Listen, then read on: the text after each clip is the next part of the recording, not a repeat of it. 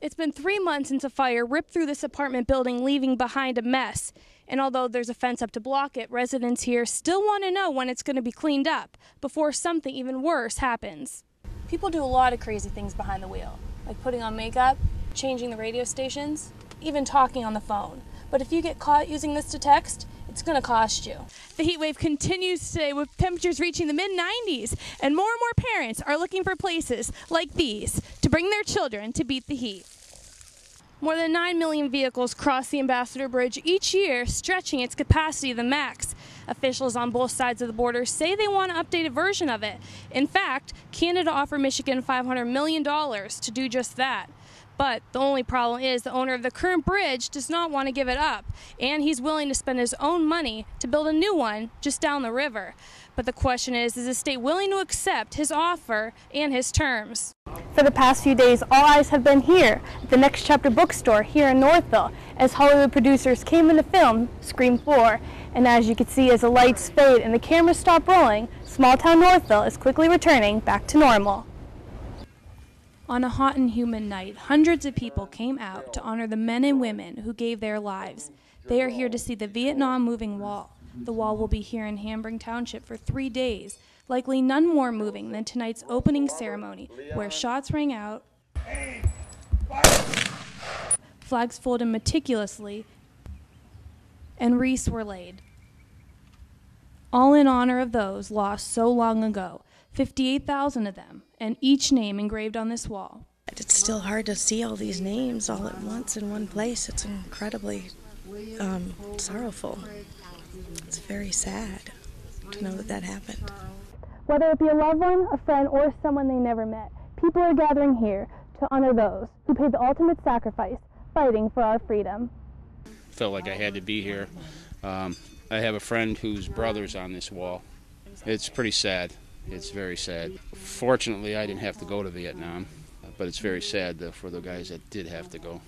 Just heard about the wall so many times and never had a chance to see it. And now I got to get a chance to see it.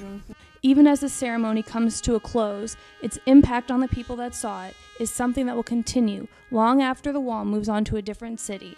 In Hamburg Township, Alicia Nelson reporting.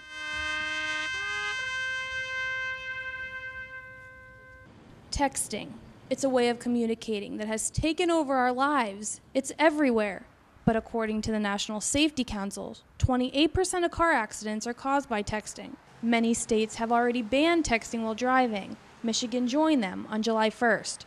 And not everyone's happy about it. I don't see how it's really enforceable. The way that it's written doesn't seem to exclude a lot of other things that are equally dangerous. I think it's long overdue. That it's dangerous to text and drive, and any kind of distracted driving is dangerous. People do a lot of crazy things behind the wheel, like putting on makeup, changing the radio stations, even talking on the phone. But if you get caught using this to text, it's going to cost you. The violation for texting and driving won't show up on your record, but the fine is $100 for the first offense and $200 for the second. I think that's fair. I mean, you have to have some fine, some kind of enforcement on it. I think at a certain point, people need to be encouraged to exercise greater common sense. But since talking on this cell phone is still legal, one question still comes up. How are they going to have evidence whether I was dialing my phone number or I was texting? Police admit it's going to be tough, but say in the end it will be up to a judge to decide. In Novi, Alicia Nelson reporting. That's the sound of hydro boats hitting the waters of the Detroit River. It's a tradition that goes back more than 70 years. The APDA Gold Cup race is one of the biggest events of the summer.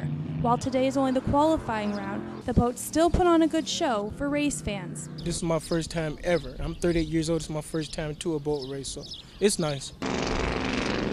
Thousands of people flock here to the Detroit River each year to catch a glimpse at the races. But for people here living at the apartment complex right on the riverfront, can come right outside and get a front row seat in their own backyard.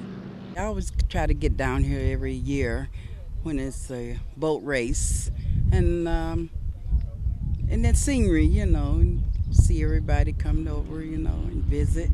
I love the boat race. Just love to see them run up and down the river, It's a beautiful sight. While some people will be forced to push through crowds to watch a race, for Amy and Catherine, it's just another added bonus to living on the river. In Detroit, Alicia Nelson reporting.